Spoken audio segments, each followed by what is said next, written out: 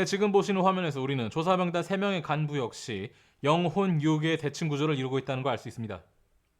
머리를 쓰는 한지, 육체를 쓰는 리바이, 그리고 조사병단의 혼 그 자체인 엘빈 스미스. 이 3명의 간부는 주인공 3인방에 비해서 훨씬 더 경험 있고 능숙한데요. 그럼에도 불구하고 이 간부 3인방은 할 수 없던 일을 주인공 3인방은 해낼 수 있었다 등의 전개가 자주 나오는데요. 지금부터 이야기하는 것이 바로 진격의 거인 일부의 핵심 주제라고 할 수 있습니다. 이들 그룹에는 상대적으로 부족하고 이들 그룹에는 상대적으로 존재하는 것이 과연 무엇일까요? 그것은 바로 이타적인 행동입니다. 정확히 말하자면 이기적인 본성, 즉 에고를 억누르는 힘입니다. 물론 엘빈, 한지, 리바이가 이기적인 사람이란 얘기는 아니죠. 그러나 한번 살펴보시죠. 한지의 거인을 향한 탐구심은 개인적인 호기심이 몹시 강한 동기입니다. 그래서 거인을 상대로 고문에 가까운 실험을 하거나 에렌을 혹사시키는 장면들이 많이 비춰지죠. 반면에 아르민의 호기심은 더욱 넓은 세계에 초점을 맞추고 있습니다. 아르민이 바다를 꿈꾸는 것은 단순히 바다를 알고 싶다 해서 나오는 것이 아닙니다. 친구들과 함께 바다를 보고 싶다는 마음에서 나오는 것입니다. 아르민은 2부에서도 더욱더 넓은 세계를 배우면 모두가 더욱더 평화롭게 살 수 있다고 믿고 있습니다. 그런 이타적인 마음이 그의 호기심과 지식욕의 원천입니다. 엘빈은 굉장히 극단적인 예죠. 이는 진격의 거인 안에서도 꽤 큰 반전 중에 하나인데요. 그가 싸우는 동기는 인류를 위해서가 아니라 순전히 자기 호기심 때문입니다. 최후에 그가 호기심을 포기했기 때문에야 벽 안의 인류는 진실에 도달할 수 있었죠. 반면에 에렌은 엘빈과 마찬가지로 거대한 꿈이 있습니다. 그것은 바로 이 세상에 있는 모든 거인을 없애겠다는 복수심입니다.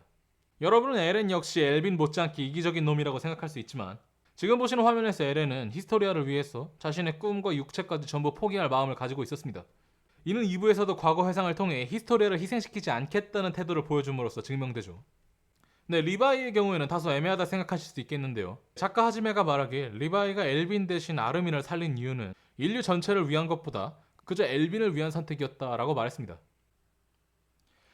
네, 미카사 역시 모든 행동이 에렌을 위해서 나옵니다. 하지만 미카사는 2부에 들어서 점점 더 에렌에서 벗어나고 있고 1부에서도 최후에는 결국 아르민을 살리기를 포기했다는 점에서 리바이와의 차이점이 드러납니다.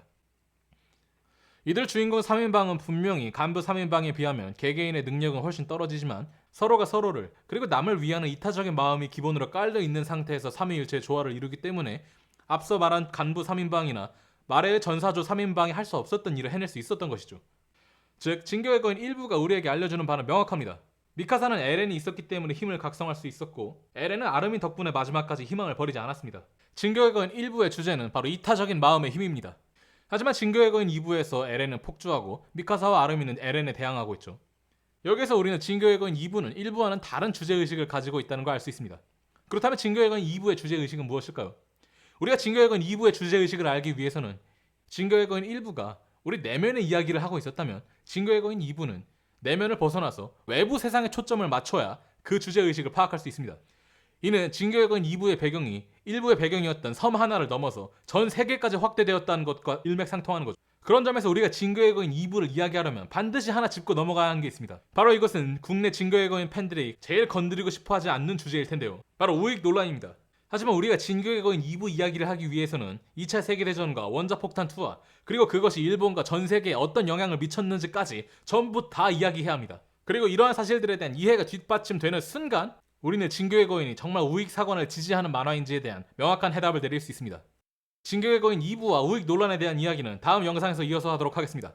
감사합니다.